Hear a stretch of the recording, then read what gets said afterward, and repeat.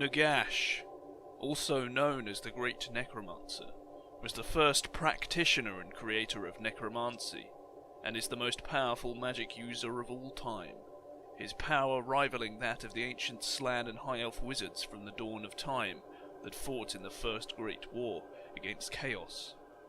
He caused the complete destruction of the civilization of Nehekara, that titanic engine of human achievement, and created the undead, also indirectly creating the first vampires.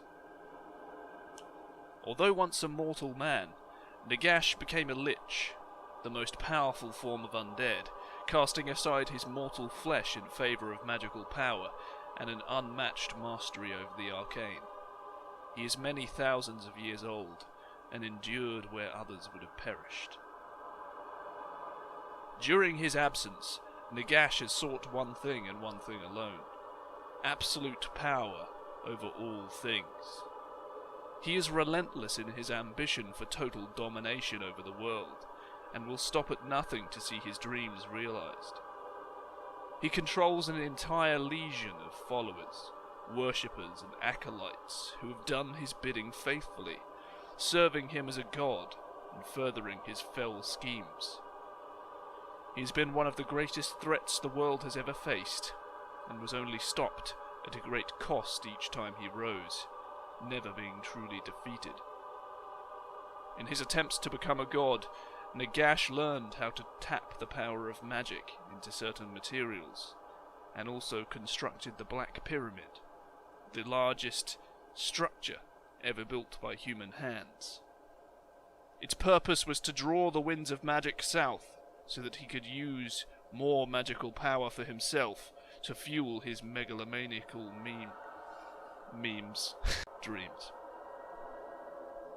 Ironically, after thousands of years of constant setbacks, Nagash finally got what he wanted, although not before he was humiliated by the forces of chaos. Okay, so Nagash is possibly as close as you can get in the Warhammer universe to like one single bad guy character who's the most one individual that is the most evil or has the most evil power. I know there's a lot of guys in the unless you're talking about actual gods, like I suppose you could say Khorne does more evil than Nagash. If we're talking just about one human or humanoid person, Nagash has got to be at least up there. Off the top of my head, I can't think of someone who's, creating this amount of evil power. You know what I mean? And he keeps coming back. He's a real kind of, he's like the Bond villain of Warhammer Fantasy. I mean, as for other undead people, obviously a lot of them are quite evil, but they're humans, they're not completely one-dimensional.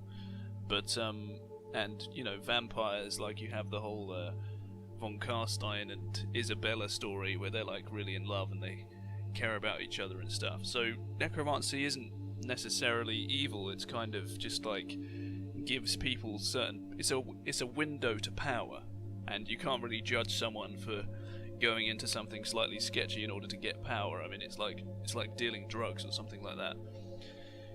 So yeah, these are all kind of amoral humans, as we all are in reality. Like they're just people that have made decisions that not necessarily everyone would make. But Nagash is a real psycho. Like, he's completely out for himself. He probably is actually a psychopath mentally, and he really, wants himself to be the only human left on the world. Basically, he's absolutely crazy. Although he's not a human anymore, he's a lich. But anyway, another example of undead people just being humans. There's a type of vampire called the Blood Dragon, which was founded by this guy called Abhorash, and he basically... Let me just read an extract for you. Abhorash came upon the lair of a great dragon, and against all advice entered it, engaging the beast in battle by himself, as Abhorash was seeking a worthy foe. Obviously this guy's a massive badass already at this point. When the battle ended, Abarash was triumphant 1v1 the dragon, and drank deeply from the dragon's blood. To his surprise, it cured his constant thirst. He maintained in his vampiric form, but had no need to drink blood any further. At that point, Abarash told his followers that his search had ended. He had found his answer. He commanded his followers to go back out into the world and master the arts of combat, and seek the blood of the strongest of foes so that they too might overcome their thirst. So this kind of shows you that there's a certain desire to not want to be a vampire as much. I mean, obviously they enjoy the powers that they get, but they don't like the vampire curse of the constant need to kill people and eat them. You know, they're not actually about that. They feel that desire, but it's more like a drug addiction than any real kind of actual mental will to be doing it. This isn't the same for all of them. Obviously some of them probably love it, but yeah, I'm just saying they're nuanced. They're like real humans, you know, like they're just people with different outlooks on things and different opinions. But yeah, because they're immortal, they can train up until they're getting to the point where they're like incredibly good at fighting, and then they go out and try and kill a dragon so that they can lift the curse like Abarash did. And he's the founder of the Blood Dragons, which is the Blood Knights cavalry unit from the Vampire Counts in Warhammer Total War. So yeah, that's why they're so good and why they're good against large units. As well as this, you have just the fact that a lot of vampires just kind of live in the Empire society with the other humans, and you know, just enjoy the fine life that they can have in the cities of the Empire amongst other humans in human society, just kind of using their powers and their general high IQ that they seem to have to just be successful and get rich, and have some kind of eloquent arrangement with hired thugs to go stab people and drain their blood, and then send them carts of wine to disguise the blood, and yeah, they pretty much sorted. They can just have a nice, comfortable life in Empire cities. They're not trying to commit any mass genocide of humans at all. They're just kind of piddling along, having a nice life for themselves. Not saying they're not selfish, they're humans, but yeah, that's basically my main point. Now, Nagash, however, had always had his sights on something more than this. And being the founder of necromancy, I suppose this isn't surprising. I suppose it's bad luck for the whole world that Nagash was born 2,000 years before the time of Sigmar in the mighty civilization known as Nehekara, because this was a civilization obsessed with death and obsessed with the preparation for the afterlife, essentially attempting to practice necromancy before it was invented. His father was King Ketep of the Third Dynasty, ruler of Khemri and all of Nehekara. As a young man, he joined the Mortuary cult, a priesthood dedicated to the veneration of the dead and the magical prolonging of life. It's basically prototype necromancy, and became a leading figure in the cult. Nagash was ambitious, and despite rising to the rank of the High Priest of Khemri, the cult's highest position, he coveted his father's throne. It was only when a group of dark elves, who had washed up on the shore of Nehekara after a battle with the High Elves, were brought to Khemri, that his quest for immortality proved fruitful.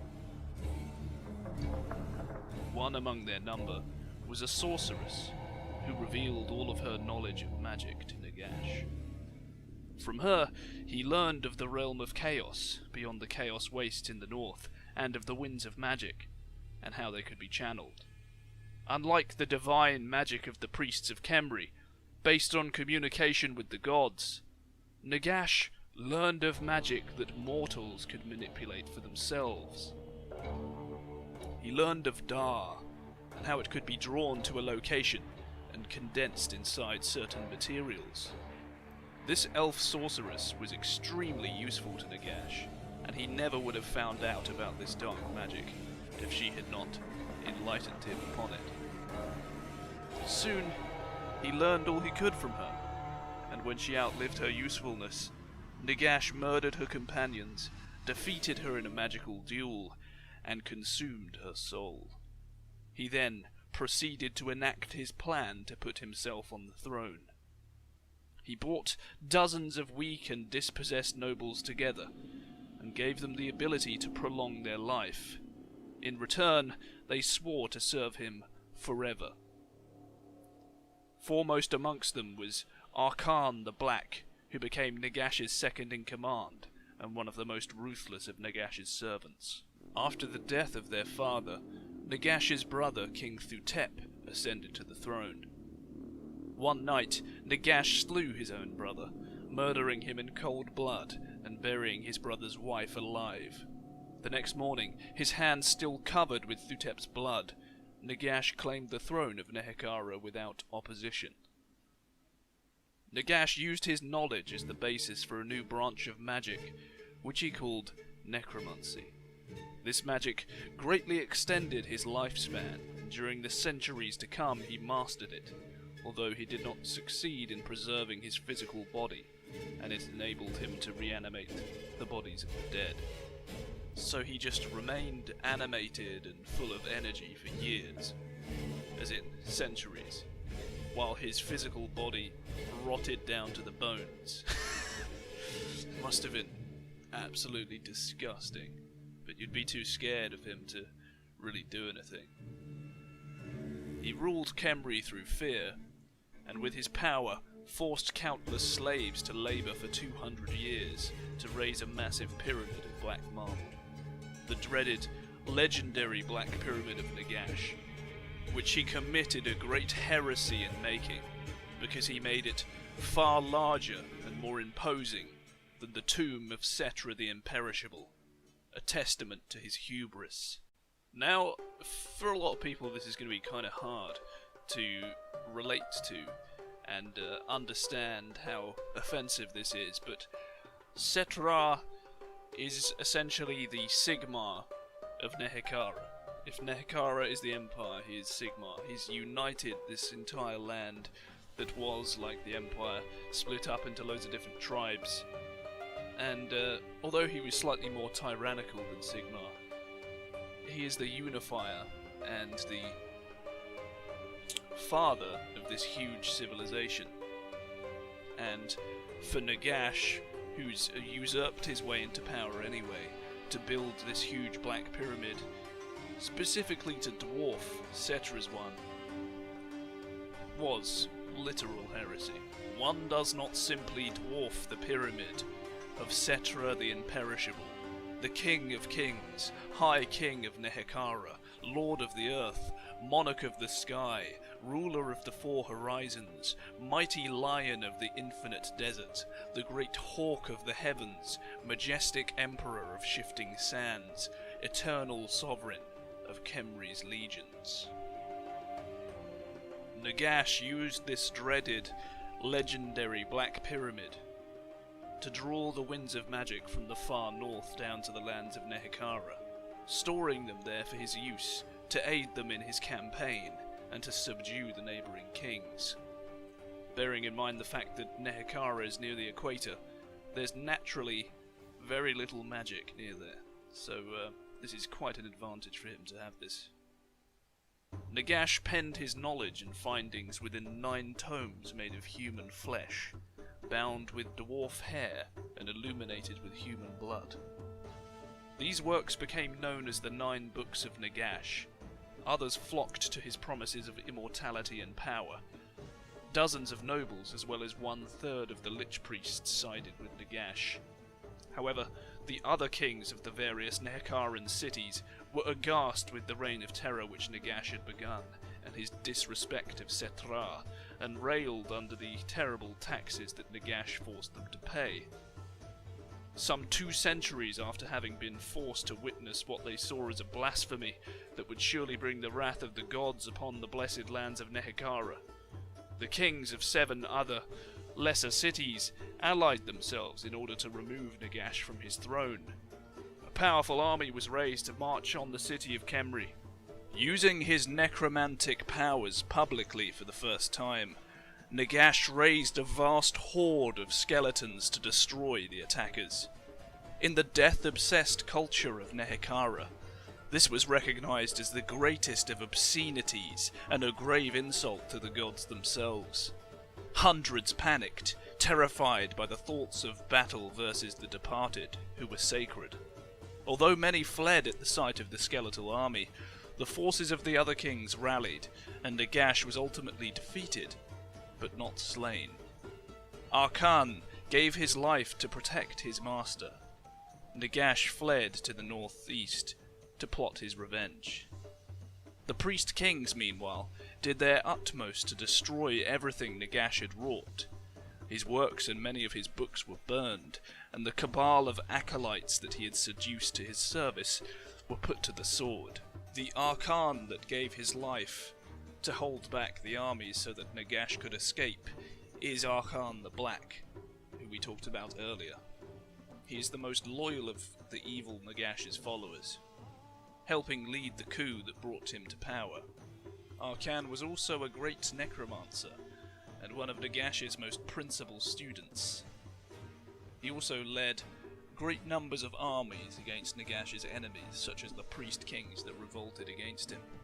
He launched a suicidal counterattack, giving Nagash the opportunity to escape, which held back the army of the Seven Kings, as it was called, for over an hour, using his feats of martial prowess and powerful sorcery. Finally, when Arkan fell in this suicidal attack, it was not to a hero's sword in single combat, but to a spear hurled by a nameless soldier. Arkan stared in horror at the shaft protruding from his chest, knowing that it had pierced his heart. With his dying breath, he threatened that a terrible curse would befall any who touched his corpse, and with that, he slumped to the ground. Within seconds, dark flames had consumed Arkan's flesh, leaving behind only a blackened skeleton. Whilst the rest of Nagash's followers were beheaded and burnt, none dared to risk desecrating Arkan's remains. Okay, I think we'll leave this fabulously powerful necromancer here at the minute. But this is not the end of Nagash for the Warhammer world, and this is not the end of necromancy, of course. This is merely the start of this form of magic that goes on to have quite an effect on the Warhammer world in general. Nagash even affects the kind of geography of the Warhammer world later on. But if you've watched my Skaven series, you'll know something about that. But this Sigmar series that I'm doing is about to collide with Nagash's storyline. So I think at the minute I'm going to do some more episodes of Sigmar, and I'll do another episode on Nagash soon, just to kind of recap and get it up to speed, and then we'll do an episode where their two stories collide, and that'll be like a special edition. So yeah, I'm pretty pumped for that. That's a nice little objective for me to have, and I hope you enjoyed this lore video. Thank you.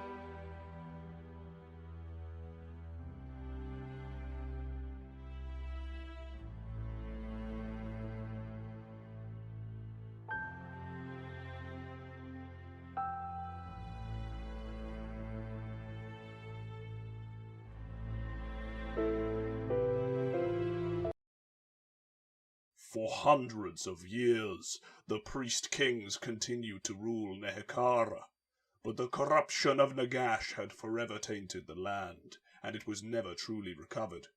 The individual city rulers had exhausted their populace in overthrowing Nagash, and they now had to contend with famines, civil wars, and marauding barbarians from distant lands. The treachery of Nagash had also tarnished the authority of the royal lines, and it was not until several centuries later that order was commenced once again.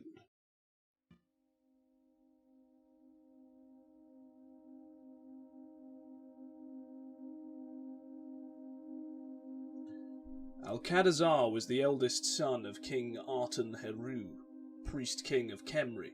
The queen of Resetra and wife of Artan Heru had a troubled pregnancy, and fearing the death of her first child, the queen desperately came to the city of Lamia and begged for her child's life at the Temple of Blood. There, Neferata gave the woman an infusion containing her blood, and when the boy was born, claimed him as her own, saying he would stay in Lamia until he came of age and took his throne in Kemri. This child would be called Alcadazar. Neferata grew to believe that Alcadazar would become her latest partner, and had him trained in every aspect of war and statehood. Given a positively unnatural life by Neferata's blood, Alcadazar stayed within Lamia for many decades, postponing his rights to the throne of Kemri in hopes of achieving greater glory and prosperity for his kingdom, should he promise to marry Neferata and join the two cities in holy union. By his 50th year, Alcadazar, who was still as young, vigorous and handsome as he was in the prime of his youth, finished his indoctrination and was tricked into drinking from the elixir of life, thus becoming a vampire. Disgusted by his own queen's treachery, Alcadazar managed to escape her grasp when Ubaid, his former mentor, sacrificed himself to give him time to escape. When he escaped, Neferata chased her former lover and future husband, and partial son, surely, because she's given him some of her blood, and it's had some kind of effect, and partial son throughout the streets of her own city, her true features revealed for what they truly were. Yet Alcadazar knew this city well and managed to hide himself within a large ceremonial urn located at the storage room of a local potter, there shaking with horror at the revelation that he had witnessed. After a day, the prince learned to hide himself within the city's masses, avoiding the minions of his monstrous stepmother and her incestuous ways. For nearly 8 months, Alcadazar, Prince of Resetra and would-be King of Kemri, lived like a harbour rat among Lamia's busy docks.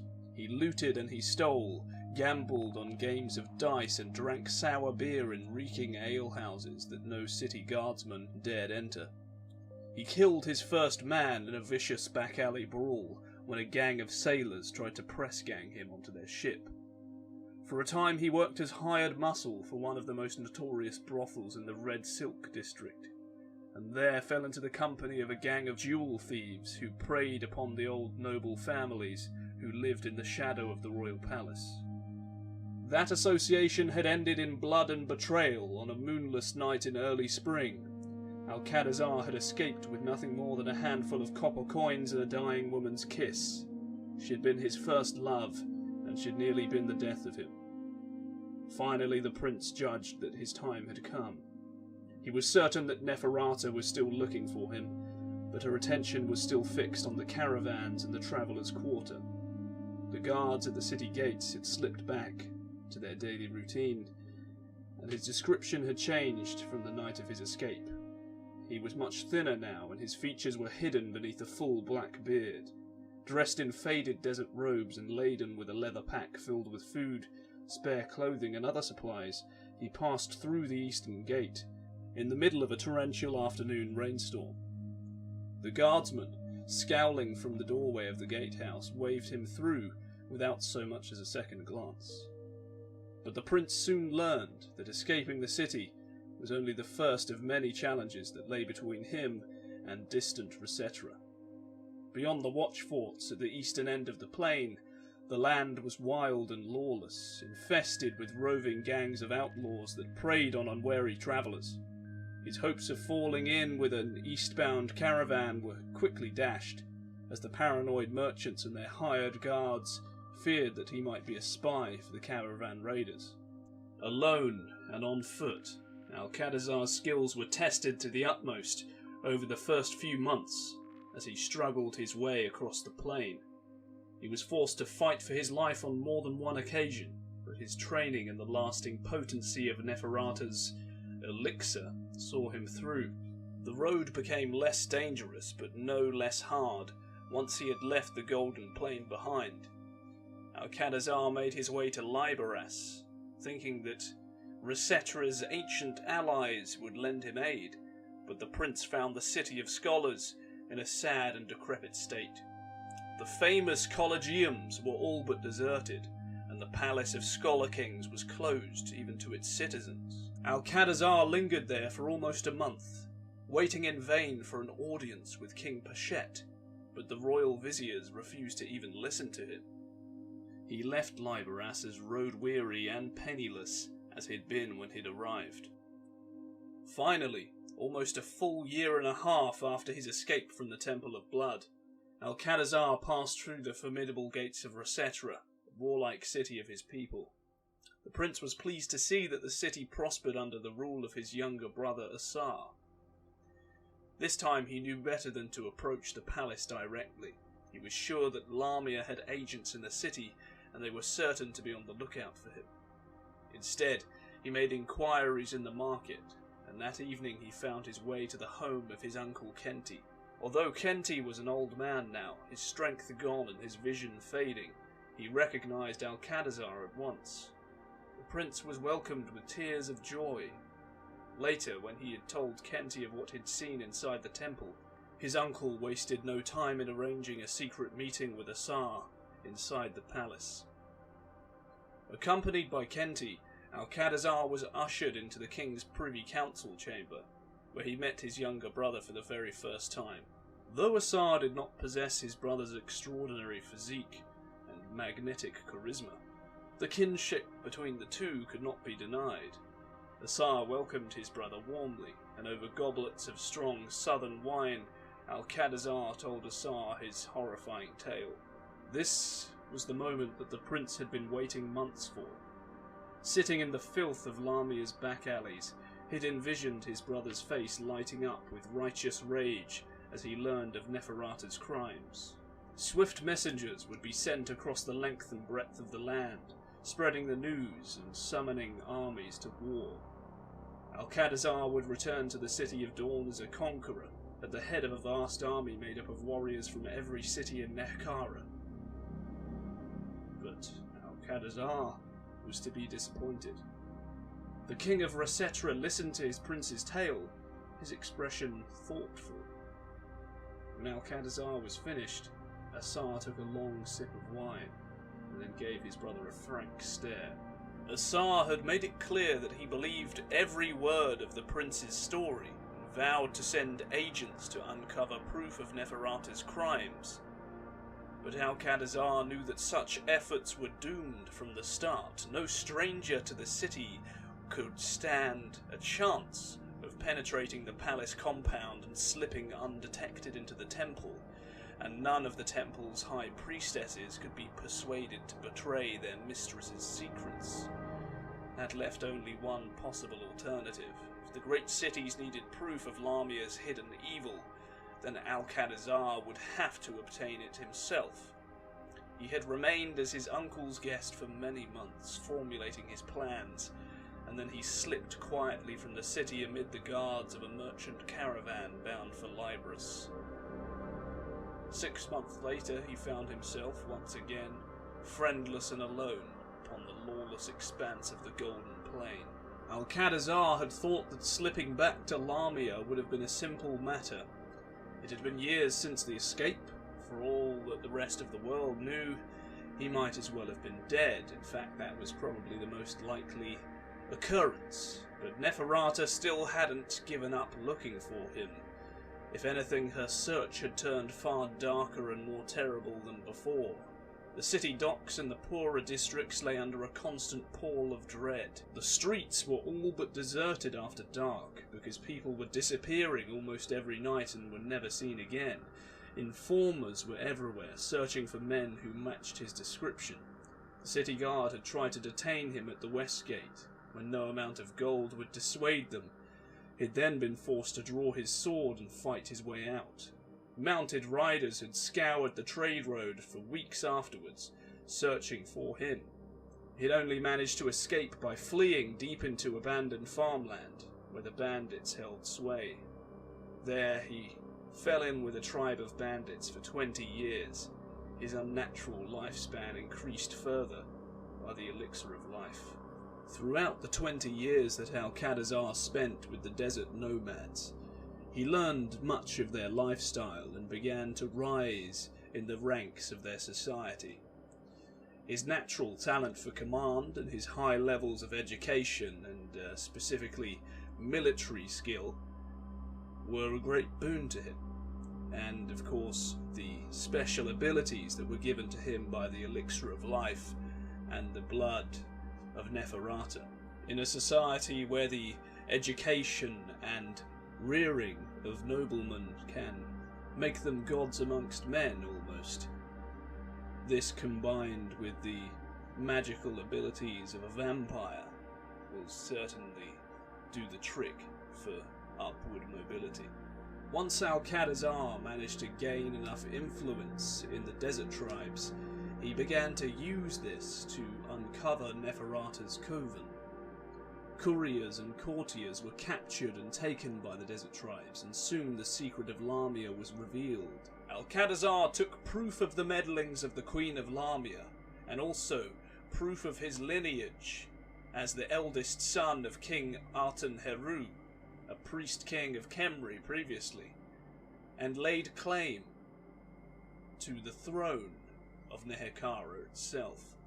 Emerging out of the wilds, this supernatural king at the head of his barbarian army, a people that had not been subjugated since Setra himself was on the throne of Khemri, was a striking and symbolic sight for many of his subjects, and many of them supported his claim without quarrel. And as Al-Qadazar addressed those that did quarrel with his claim to the throne in the quick war of succession that followed, the very metaphysical power of his countenance on the battlefield, this ancient king who was 50 years of age by the time he escaped from Lamia, remaining to be, at least in appearance, in the prime of his life, and seemingly of supernatural physical ability, even surviving huge gashes as he threw himself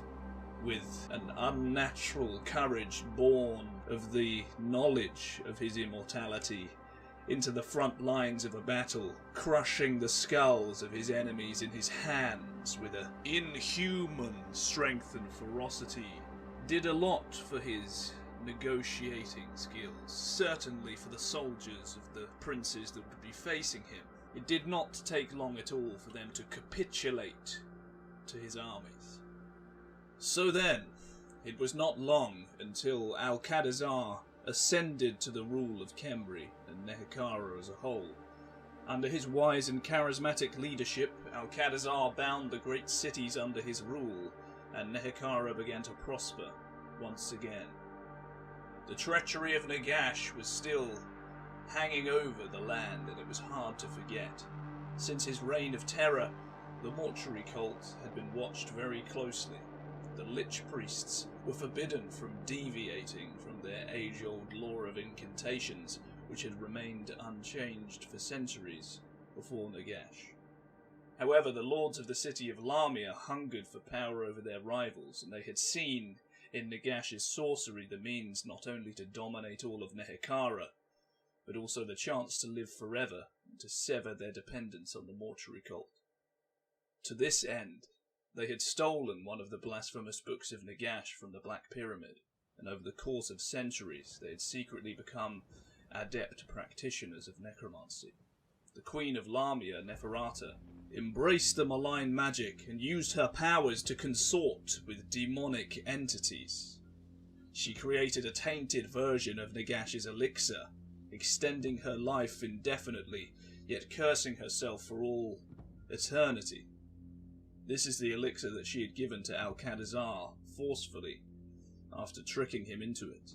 Not possessing the skill or knowledge of Nagash, Neferata and her courtiers were struck by an unquenchable thirst for mortal blood. Lamia had become the birthplace of the vampires, fell creatures whose individual strength and unholy power were greater than that of a dozen men. Fearful that necromancy would bring about the wrath of the gods, and hungry for his final revenge, King Alcadazar made war on the tainted vampire queen. Alcadazar gathered legions from every other Nehekaran city and forged them into a single massed army that he led against Lamia. Thousands of chariots raced across the land ahead of vast regiments of archers, mighty phalanxes of spearmen and battalions of giant war statues. Against such a host, not even the accursed vampires could prevail, and the power of Lamia was smashed. The Pale Queen fled, accompanied by those she had embraced into her hellish vampiric existence. I say, you can find out the servants of death by their marks. No man is born so unnatural that his body does not revolt at the foul pollution of undead blood. And by these marks you can tell them, by the fangs of the predator. For their thirst for blood is like that of a foul beast. By their porcelain white skin, cold to the touch and unnatural to the eye. The glow of their eyes behind which lives the terrible hunger. These are the marks of the blackest evil. These are the marks of the vampire. Unbeknownst to the vampires, they had been guided by the implacable will of Nagash since their creation. Residing far away in his fortress, Nagash Saga, amid the mountains to the north of Nehekara, the arch-necromancer recognized the spawn of his own ancient evil and was gladdened by the corruption of Lamia. Here were worthy champions, their damnation a tribute to his dark genius.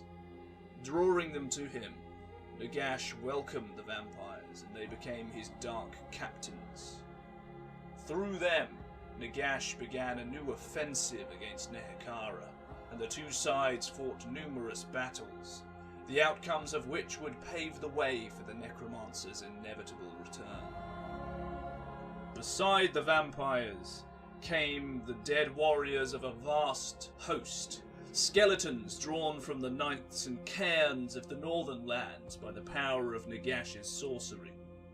Nagash resurrected his trusted servant, Arkan the Black, who won many victories in his master's name.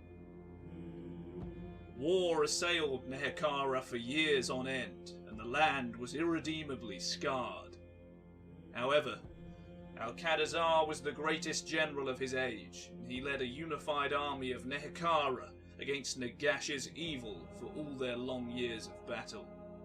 Under his leadership, the living legions of Nehekara never yielded, and finally, during the Battle of the Golden Skull, the undead hordes of Nagash were repulsed from Nehekara. The vampires scattered throughout the world to escape destruction, and without their magic and leadership, their armies of skeletons crumbled. Nagash had been defeated. There was much rejoicing throughout Nehekara, though the evil sorcerer himself still walked the land. It had been no coincidence that the vampires came across Nagash. Through his agent, Usurper, Nagash had manipulated them from the first and lent them his magical aid from a distance during the siege of Lamia. When Neferata learned the full extent of Usurper's manipulation, she was furious, even more so when Nagash passed her over to offer his distant relative Vashanesh a position as leader of his forces. Nagash had crafted a ring that would allow the vampire who wore it to return from the dead even more easily than they already were able to. But through the ring, Nagash could control all of vampire kind. Vashanesh had accepted the ring, and at Nagash's command, the vampires led his army to Khemri. Although at first the vampires were eager to serve as Nagash's lieutenants to gain revenge on Alcadazar and regain Lamia, it became apparent that their survival was irrelevant to Nagash. He hurled them carelessly against the enemy, as he would his mindless undead troops, and he cared not for rebuilding Lamia and sought instead to destroy all of Nehekara. Bound by the power of the ring Vashanesh wore, They were unable to disobey Nagash or even his second-in-command, Arkan. Vashanesh hit on an ingenious solution to the problem, however. Suspecting the control Nagash exerted relied on a living vampire wearing the ring, and believing the Great Necromancer's assurance it would return him from the grave, Vashanesh allowed Al-Kadazar to cut him down at the height of a battle. The vampires were freed from their control, and only Wasoran remained. The others scattered to the winds after bickering over where to go and who deserved to lead them. Mardmesis and Har-Kete vanished out of history, although there were rumours of vampires in Far Cathay and the Southlands who may be of their lost bloodlines. Ushuran settled in Strigos.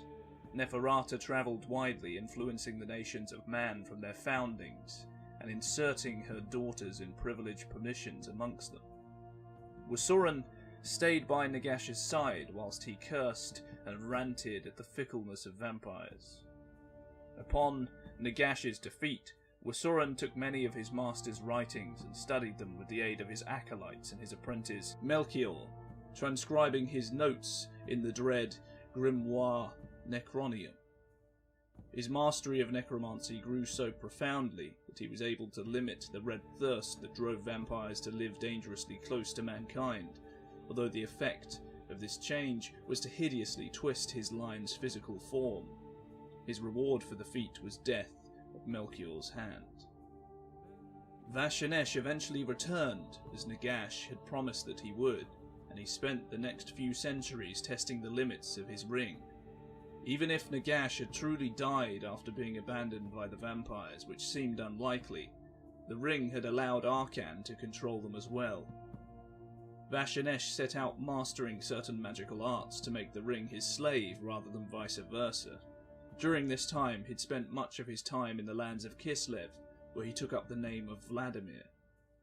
Almost unnoticed through the annals of history, Vashanesh travelled to the land of Sylvania that he had first seen as a soldier in the Legion of Setep, and calling himself Prince Vladimir, he aided Varnal in crafting an undead host to defeat the Skaven who threatened the land in the wake of the Black Death. Content with this change he had wrought in history, he returned to hiding for another 700 years. When he came back, it was under the name Vladimir von Karstein. Back in the war-torn land of Nehekara, Nagash reeled from his defeat at the hands of Al-Kadazar and his loyalists. Such was Nagash's bitterness, and so great the potency of his thwarted ambition that he chose to end all life in Nehekara rather than see anyone else hold power over the land. He polluted the great Vitae River, poisoning it until it turned thick and dark, tainting the lands that relied on its life-bringing waters. Forever after, it was known as the Great Mortis River. Pestilence and disease ran rampant across the great land. Within a few weeks, those who had succumbed to the terrible plagues outnumbered the living. The city streets were choked with corpses as fully 9/10 of the Nehekaran population perished. Mourning for his lost people, Al-Kadazar sat upon his throne as his kingdom was destroyed. For all his skill at arms, he was powerless. Nagash's undead forces marched upon Khemri, brushing aside the city's plague-ravaged guard with impunity, and walking past the fortress walls and siege barracks unchallenged. His skeleton warriors broke into Khemri's royal palace and dragged Al-Kadazar away to rot in a dungeon cell. For the first time in centuries, Nagash sat upon the throne of Khemri, and the immortal King Al-Kadazar would rot for eternity in the dungeons beneath Nagash's Ar. However, Nagash did not linger in Khemri for long. Filled with insane visions of power, he returned to his fortress and began to cast the greatest and most terrifying spell ever conceived. He intended to enact the great ritual a spell powerful enough to resurrect every corpse across the globe and bind them under his control. With them, Nagash would command an unstoppable army of the dead that he would use to conquer the entire world. To power his great ritual, he consumed vast quantities of warpstone and summoned all the energy stored within his cursed Black Pyramid. As Nagash chanted within his fortress, the sky began to darken for hundreds of miles around, and the ground shook. As his spell reached its crescendo, a great wave of power surged from the sorcerer's body, washing over the lands of Nehekara and stealing the life from everything in its path. Crops shriveled, and animals perished within seconds. The last people of Nehekara fell to the ground, many of them the nomadic tribes that Al-Qadazar had built his power base from, their skin withering as they aged a century in the blink of an eye. Within minutes there was not a single living creature in the entirety of Nehekara. Such was Nagash's execration of Al-Qadazar, who had thwarted his plans for so long that he spared the imprisoned king to witness the horrifying fate that had befallen his former kingdom. Whilst the great ritual scoured the land of life, some things remained undetected far beneath Nagash's arm. While Nagash was channeling his great spell, drunk with magical power and lost in dreams of triumph, Al-Qadazar, the last king of Nehekara, was mysteriously freed from his prison below Nagashazar by a group of hunched, heavily cloaked, rat-like creatures. A powerful blade, made of the purest warpstone, was pushed into his hands. Gripping the hilt of the weapon, Al-Qadazar was guided by an unknown force as he wandered into the throne room of Nagash with the dreaded Fellblade in hand. With the dust clouds of a titanic undead horde coming nearer by the hour, the king knew that he needed to end all of this now. With faltering steps, the king approached, hesitating before the towering figure. Aided by a malevolent mental urging, the king struck. At the last moment, Nagash raised a claw to ward off the blow.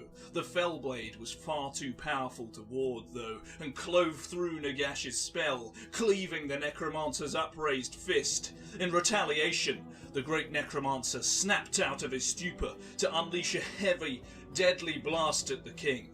It was an epic struggle to behold, as the King of the Dead and the King of the Living fought for dominance of the mortal world.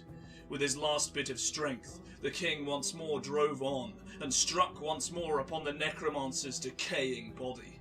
The king went mad with vengeance, hacking at Nagash with every bit of strength he still possessed, until his sword's deadly enchantments took hold. Soon the deadly blade smashed through the iron-hard bones of the Lich Lord, and finally it laid shattered in 1,000 pieces, and the threat to the world was over. With his death, Al-Qadazar staggered away, as the king looked once more across his once beautiful land. His land and his people were no more, and the king wept at the sight, despair washing over the fire within his heart. He aimlessly tried to walk back to his homeland, as the Fellblade took more and more of his life and soul away. The king walked, his body and soul being eaten and drained, until he finally fell upon the river Mortis. There the king died, and the legendary hero's body was never seen again. And so came the end of Al-Qadazar, the unsung hero of the mortal world.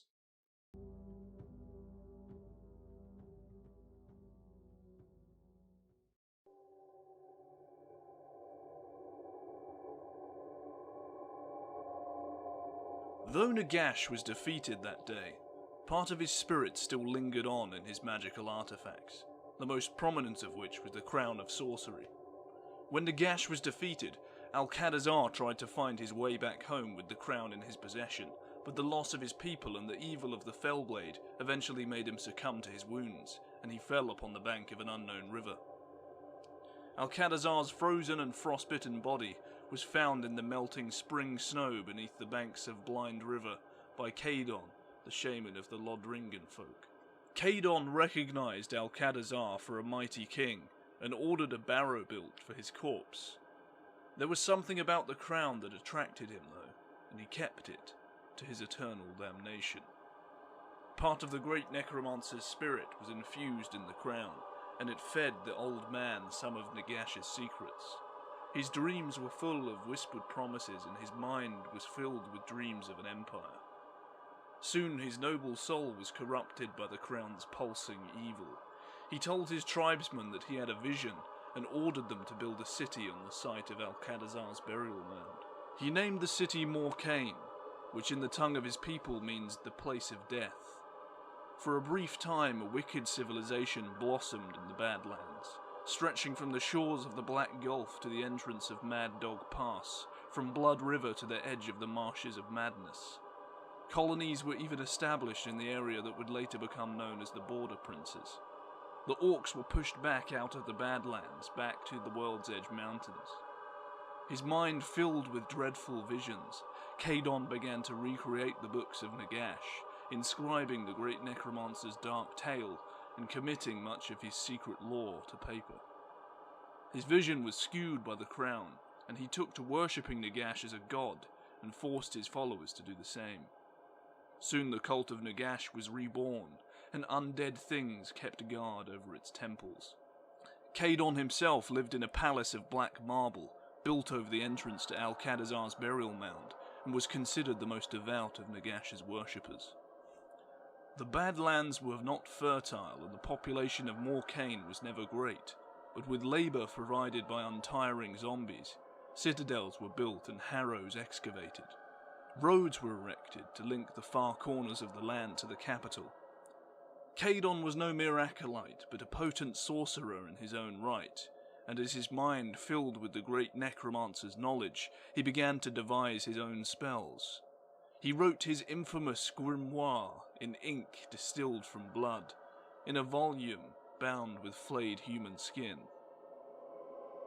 Morcaine became the site of ever blacker evils. The dwarfs, who had once traded with the humans, turned their faces from them and shunned them. Drawn to the crown's power, Nagash's severed talon was found by Caedon's acolytes. He took the thing and wrapped it around with dreadful spells, turning it into a powerful, evil artifact which he used to cow his followers. At one point the armies of Morcaine laid siege to the dwarf fortress of Barak Var, but the iron-sheathed walls of the keep defeated them, and they eventually withdrew. The necromancers of Morcaine became inward-looking and decadent, and the period of expansion was over. Then from the mountains became a savage horde of orcs, under warlock Dork Red-Eye. Red-Eye was armed with an enchanted blade that made him invincible against evil magics, and the men of Morcaine and their undead lackeys were no match for this savage horde. The howling green-skinned devils swept through Caedon's kingdom with fire and sword, driving few survivors north. Caedon himself was slain by Red-Eye in an epic duel amid the blazing streets of Morgheim. Upon his death, his kingdom ended. Caedon's chief disciple snatched his crown and his dead master's head and fled northward, often being forced to hide from the orc pursuit. Today, almost no trace can be found of the lost kingdom of Morcaine, save a few fire-scorched ruins and haunted harrows, within which evil things dwell. These blighted remnants of the lost kingdom account for the burial mounds scattered throughout the Badlands and the Border Princes. Some of those who survived entombed themselves alive within the barrows, and their evil spirits lurk there still. Others who lived through the fall of the kingdom carried their evil knowledge northwards into a land where new power stirred. The man-god called Sigmar had arisen to unite the warring tribes of men and forge an empire with blood and fire. Within his realm were shadowy corners where the necromancers could practice their vile art. At the same time Sigmar founded his empire, dark rumours shifted northward that an old evil had been reborn. The Council of 13 believed that they had destroyed Nagash. They were wrong. So mighty a being, so adept in the ways of undeath, could not easily be dispatched from the world. His corporeal form had been destroyed, but his spirit lived on. It waited beyond death, still rooted to the world by the presence of his claw, his crown, and his tomb. Nagash had long planned for the possibility of his death, and part of his spirit and his power had been imbued in his crown, allowing him a foothold in the world of the living. Although it might take many centuries, Nagash would return, and when he did, the manner of his returning was to be spectacularly horrible. His body had been burned in the furnaces of Nagash Saga, and all that remained of it were particles of black sooty dust drifting in the wind. One by one these particles were drawn to each other. Down the centuries, clumps of them slowly coalesced in the desolation of Nagash, forming black putrescent blobs that flowed inch by inch across the country to the Black Pyramid of Nagash in Khemri. At the rate of 1 drop a year, the sarcophagus slowly filled with the vile black fluid, becoming a dark chrysalis from which an evil was being reborn. As the fluid congealed, parts clotted till they became hard as bone. Overlaying this ebony skeleton, unnatural organs grew. Worm-like clumps of veins writhed and burrowed their way through the newly forming muscles. A sinister carapace of horny skin grew to cover the mass. Only the right hand, cut off by Al-Qadazar, did not regrow. One dark night, centuries after his defeat by the Skaven, the lid slowly rolled back from the sarcophagus, and Nagash emerged once more into the world. Outside his tomb, Khemri was still. Nagash stood atop his pyramid and bathed in dark power. Although still mighty beyond mortal measure, he was but a pale shadow of his former self. He was weakened by his long sojourn beyond death, and part of his power was still lost in his claw and crown. He called upon the dead of Khemri, but they hated him in death as they hated him in life, and he no longer had the power to bind them as once he had. He could control a portion of Khemri's countless dead, but the others rebelled, and for a time there was a civil war within the greatest of the necropolises. Eventually Nagash became tired of this and visited the other cities of the dead. There the tale was the same. The dead remembered him, and they hated him with a strange, unnatural hatred that centuries had bred. Although individually more than a match for any of the Tomb Kings, Nagash could not stand against the alliance that had formed against him. For a long time, in his long unlife, he was driven out of his native land. He brooded on his fall, and decided once more that he would use the power of Warpstone to augment his strength and make his enemies pay. Once more he travelled north, setting his feet on the path that he had so long ago followed to the shores of the Sour Sea. This time he was accompanied by an army of loyal undead followers. At last he came to Nagash Saga and found the Skaven entrenched there. For years they had mined the Warpstone, using it for their own fell purposes until it was almost exhausted. Nagash Saga itself had become a gigantic warren for the Ratmen, although a comparatively less populous one, for no food could grow in the desolation of Nagash, and it all had to be shipped in from other Skaven holds in return for Warpstone. Nagash approached the gates of his former fortress and demanded entrance. The Skaven garrison commander looked down on him and cursed and chittered insults in his own vile tongue.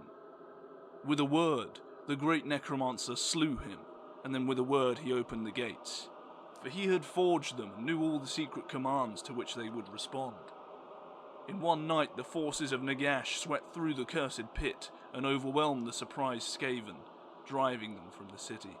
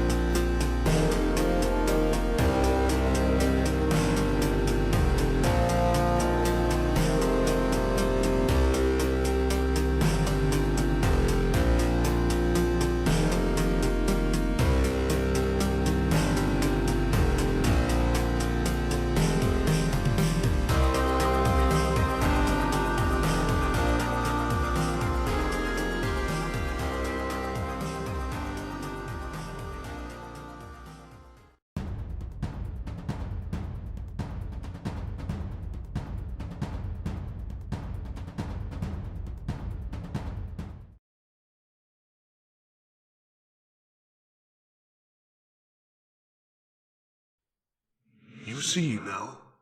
This is what you are. This is who you are. Embrace it, and the pain will end. Cease your resistance. Give me your flesh to wear. You cannot keep my spirit out forever, and when you are mine, I shall give you power beyond your wildest imaginings.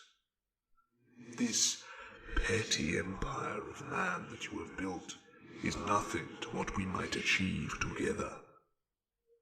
There are lands far beyond these shores to be conquered, worlds beyond this paltry rock to be enslaved.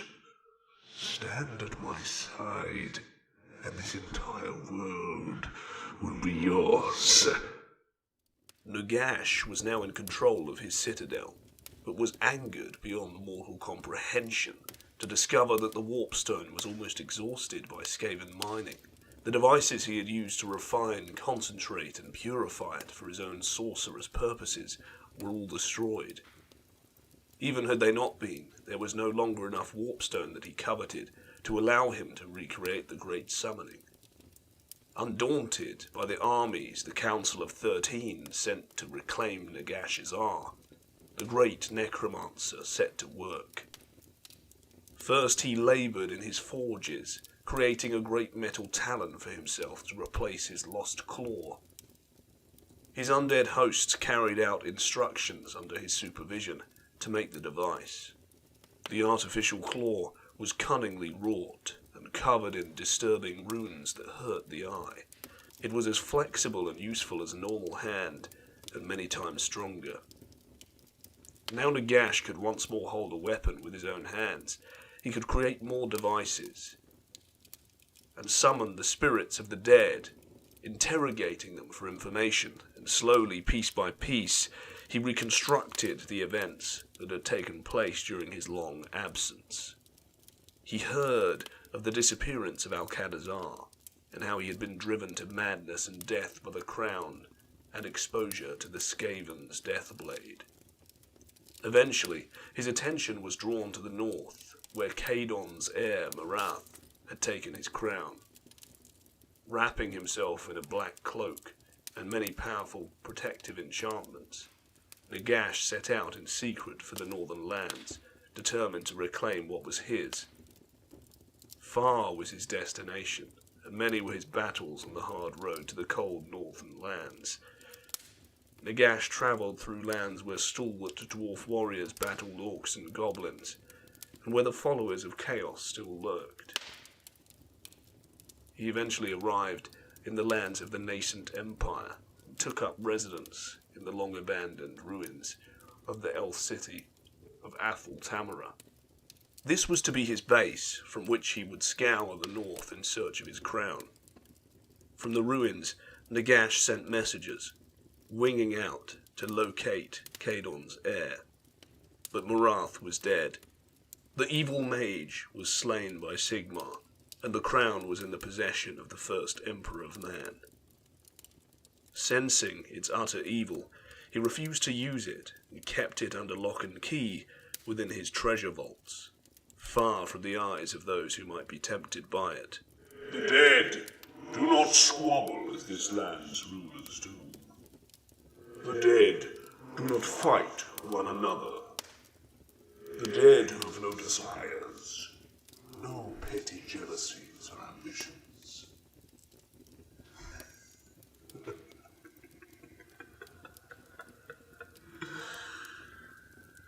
A world of the dead is a world at peace. Even as the Empire indulged in a sigh of relief and glorified themselves upon their achievements, the tribes failed to notice the cold winds of death blowing strongly to the south. Even as Sigmar basked himself in his triumphant homecoming victory, far to the south, Count Marcus of the Menegoths was burying the body of his only son until a stranger appeared in the scene. He bore the camel skin of a Nehekaran, yet there was a paleness in his appearance which contrasted with his own skin. In mere moments, the encounter with this swarthy gentleman turned violent, and a hulking undead warrior clad in chaos armor strode through the melee, butchering all of Count Marcus's warriors with violent explosions of vaporous blood. Even as the end drew near, a dark looming shadow appeared behind the two creatures, and as the tanned stranger choked the life out of the Imperial Count, Marcus knew his name, a name which was the very personification of death. The looming shadow was known as Nagash. Words didn't reach Sigmar about the Menegoth's destruction, at least not until the very same caramel stranger met the Emperor, when he came to the woods looking for an ancient weapon known as the organ gun. There the stranger gave Sigmar an ultimatum. Give up the crown of sorcery and serve the will of his master, or his empire shall perish under a flood of dead. Brave Sigmar rejected the creature's claims, and as the creature fled the scene upon a black hellsteed, the Emperor once again rallied the Empire for war. And yet the Empire needed time, and time was against them. As Sigmar rallied his knights and mustered his warriors, the capital of the Menegoths was brought to the ground by the invading hordes of Nagash. Worse still, mighty fleets of undead corsairs plagued the trade lines to the west, blocking off many ships heading towards the growing city of Jutumsreich. When Sigmar rallied the armies, he came upon the Cherusan settlement of Ostengard, now overtaken by the undead and devastated. Even as the settlement was purged, reports from across the Empire began to stream in that the dead were rising everywhere. Settlements from the southern Middle Mountains were abandoning their homes, and the refugees were streaming into Middenheim in a great flood. Western settlements had begun to be raided by beastmen and brigands, as a foul pestilence and the onset of winter forced these creatures into desperation, in turn smelling easy pickings among the disturbed human settlements. Soon it became apparent that the final battle needed to take place within the gates of Reichdorf itself. Salvation and revelation came for the Empire when Sigmar's most trusted advisor, Eoforth, High Scholar of the Empire, delved deep into the great libraries of Reichdorf. There, a great many of the most useful tomes that had come from the dusty library of Marath, the Necromancer of Brass Keep, though copies of translated manuscripts from the far south had come to Reichdorf's great library via the Empire's southern kings. Oral tales told by traders returning from the southern lands of searing deserts, or from across the world's edge mountains, had been painstakingly compiled by the library's scribes. There the scholar learned the true being known as Nagash. Nagash was a figure only dimly recalled in ancient legends, and the pages of dusty tomes to the men of the Reich. But Sigmar alone had known the truth of him, for when he faced the Necromancer of the Brass Keep, he claimed from him Nagash's fabled crown of sorcery. Through it, the Lord of the Undead sought to entice Sigmar to be his champion, but his magic had proved futile against Sigmar's will, who then placed the crown in a guarded vault under the care of Shalyan priestesses. Inextricably linked with the tale of Nagash was the tale of the crown he had forged, and into which he had bound the essence of his damned soul. This, the ancient tale-tellers agreed, was the source of Nagash's greatest power and his greatest weakness. The manuscript from the burning galley spoke of an ancient warrior named Al-Kadazar, who slew the Lord of Undeath with a dreadful sword of fell power and cast his bones and crown into a great river. A greenskin invasion had destroyed the city. Everywhere the crown appeared in history, great devastation quickly followed. Terrible invasions, cataclysms of dreadful power, or corruptions of once noble civilizations into barbarism. The crown was a talisman of woe, a bringer of destruction that brought only misery and death wherever it came to light. and it was buried in the heart of Reichdorf. Driven with utter terror, the scholar rushed with all haste to bring his news to Emperor Sigmar before it was too late. Some, though headless, stood erect. Some, the arms were hacked from. Some were pierced from front to back. And some in horse in their armour sat. Some were choked while at their food. Some were drowned in flood. And some were withered up by fire. Some raving mad and others dead. Merciful Shaliar of the sorrow pours bright tears from her eyes, weeping and wailing the fate of men. Alas, my grief that ye did not heed her cries. Bloated and swollen by the Menegoth dead, the army of Nagash pressed further north and took the city of Sigurdheim in a matter of days. Thousands of undead warriors had marched up the rugged peak and broke through its defences, and the city fell in a night that held sway over the tribal territories of the cosmopolitan southerners. The Count Sigurd was slain in combat with a vampire, and returned from death as a wight, just as his vassal Count Marcus had before him. Soon, for every victory won, the legions of the undead were growing to near-apocalyptic numbers.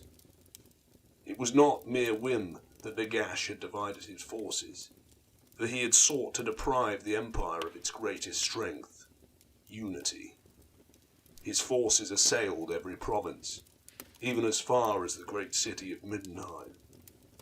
His purpose was not to destroy or conquer, but simply to keep the tribes from riding to the defence of their emperor, even as he rode hard to Reichdorf. Nagash's baleful eyes were turned upon the great capital, for he knew that his ancient crown and his final victory would be found there. See the fate of all flesh, and no despair.